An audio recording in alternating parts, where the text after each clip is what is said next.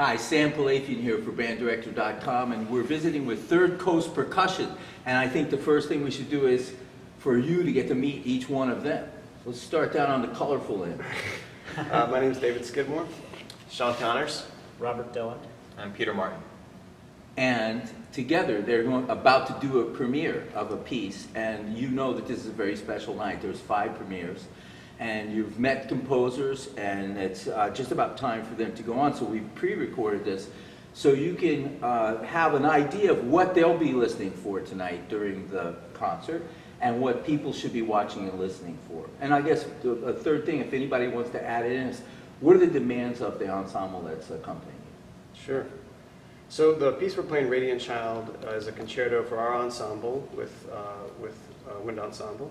And it was originally written in a version for our ensemble plus chamber orchestra. We've played that version a couple of times, but this is going to be the world premiere of this new version of the piece. And we've had our rehearsals with the ensemble here, which sounds fantastic, and it's been really interesting to see how the piece has changed in this new version and how our approach to it has changed. Yeah, this new wind ensemble version is really exciting. It's great to hear the really full sound of the brass section and all the woodwinds. It's a piece with a really full, powerful sound. A lot of different action things going on and different sort of pacings throughout the ensemble. And I think one of the challenges for the wind ensemble is sort of bringing these different things to the surface and providing clarity to all of this amazing content that David has written into the piece.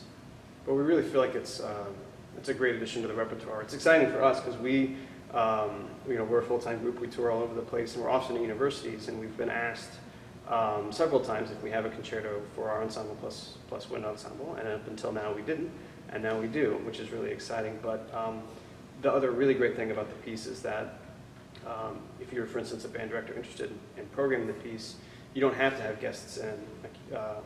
The piece calls for just 4 percussionists as the soloists with a wind ensemble, so there's no section percussionists. So a really great quartet of maybe especially grad student percussionists could certainly play the solo parts. And we really hope that we get to play it again, but we especially hope that it gets played a lot by other wind ensembles with the school's own percussionists. Also, this particular new arrangement of it was done, it's a very savvy arrangement because the forces in the ensemble are not huge. It's capable of being played by a medium or small wind ensemble. So just a few parts on each instrument. Right. It's interesting that you as soloist and the composer are thinking about the life beyond the premiere to the point where it's playable and that it's also achievable. Like from the original version to this wind ensemble version, are you physically worried about balance, having to overcommit, or was he able to get the clarity in this? I think we've actually found in this new arrangement the clarity is even better than it was before. There's a way for the, and first off, the ensemble we're playing with at LSU is fantastic. The players are phenomenal. And the articulation that they're getting out, particularly in the winds and the clarinets, you'll hear in the very first part of the piece, they're playing this really amazing, very virtuosic 16th note, sort of bending and moving line that then I sort of take over and playing throughout it, and the ensemble kind of comes in at different points, and then my fellow players come in at different points. But it's easy for material like that to become very soupy and get kind of lost. But with this new arrangement, it's actually really quite clear, and as a performer, it's been really fun. To be able to play this and hear that clarity and be able to play with the ensemble in a way and lock in with them in a way that I had never experienced with this piece before. That's awesome. And then what my colleagues were mentioning too, with the brass section and having a full brass section in this arrangement and with this ensemble, there's some really powerful moments which I think everybody will notice towards the very end of the piece, where you really get the full effect, If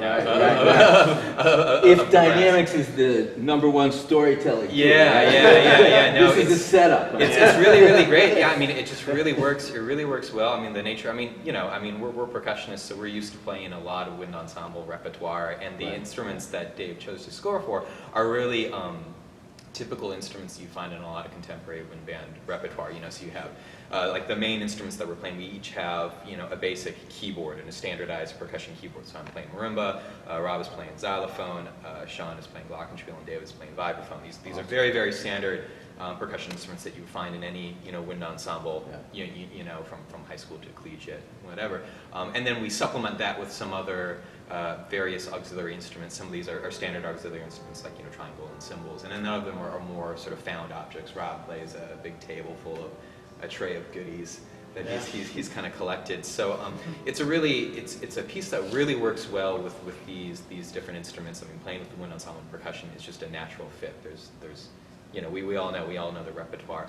But then I think in terms of practicality for people to program this piece in the future, for this piece to have a life, it is very, very practical, because these are the types of instruments that any band program across the country or the world are going to have and be familiar with. Again, that forward thought. It's really, really awesome to hear about that. But also you need to know, I'm a tuba player, but all the wind players and the brass and winds are sitting there wondering about if they're articulate enough for you, because it's so easy for you to do that, and also the wide dynamic range that's available to you.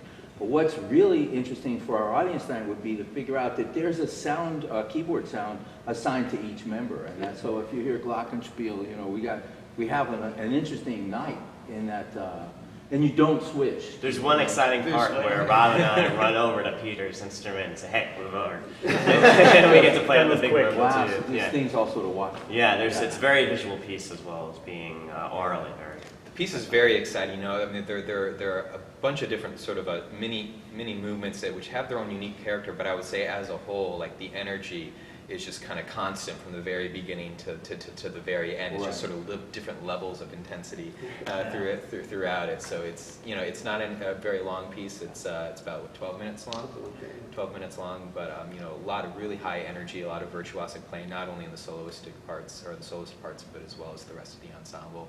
Again, LSU is doing a fantastic job of playing all these incredibly virtuosic parts. So it's going to be great. You are getting so well known now as a group with a sound and a mission, and you can see from your resume how many people have asked you to step forward and move the music forward. And I was just at the Barlow Performing Arts Center. Oh, great. And there's a picture everywhere. And all the people, it's like, how many percussionists do you have? Oh, just a drummer? I figured something was going on. Then I read about everything. So it's a small world. I mean, 48 hours ago, I was in your home turf in Notre Dame where you interfaced with the whole school. I met some people from government that have worked with you, so it was yours was a cool name to drop at Notre Dame last weekend. Awesome. That's an important relationship for us. My question, the last question is just so people can be thinking about this behind what they're watching and listening to tonight. It's like, did David Little want to get to know your playing personalities, or what did he need to do to get something that was prescriptive towards Third Coast Percussion? Like, how did he get to that? Personal interviews, hanging out? What's cool is that David's actually written for us before. So David wrote a really wonderful piece for our ensemble plus electronics, which was our first very big commission, big multi-movement, like half concert length piece.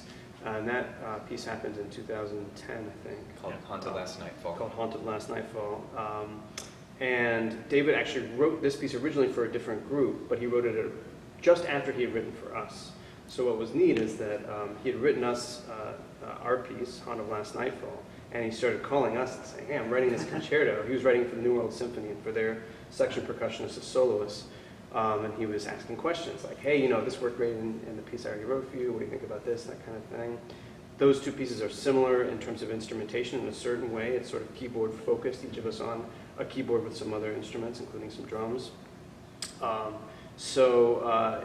He wrote the piece for New World. It got played once there.